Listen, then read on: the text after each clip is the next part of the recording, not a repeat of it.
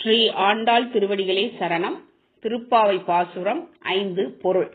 வியப்புக்குரிய செயல்களை செய்பவனும் பகவானும் மதுராபுரியில் அவதரித்தவனும் பெருகியோடும் தூய்மையான நீரை கொண்ட யமுனை நதிக்கரையில் விளையாடி மகிழ்ந்தவனும் ஆயர்குலத்தில் பிறந்த அழகிய விளக்கு போன்றவனும் தேவகி தாயாரின் வயிற்றுக்கு பெருமை அளித்தவனும் இவனது சேஷ்டை பொறுக்காத யசோதை தாய் இடுப்பில் கயரை கட்ட அது அழுத்தியதால் ஏற்பட்ட தழும்பை உடையவனும் ஆன எங்கள் கண்ணனை நாங்கள் தூய்மையாக நீராடி மனம் வீசு மலர்களுடன் காண புறப்படுவோம்.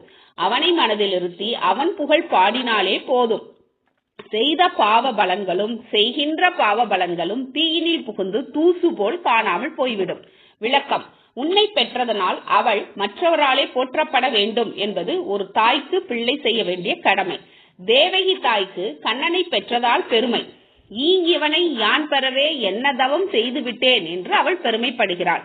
குழந்தைகள் பெற்றவர்களுக்கு நல்ல பெயர் வாங்கி தர வேண்டும் என்பதன் இதன் உட்கருத்து. ஸ்ரீ ஆண்டாள் திருவடிகளே சரணம்.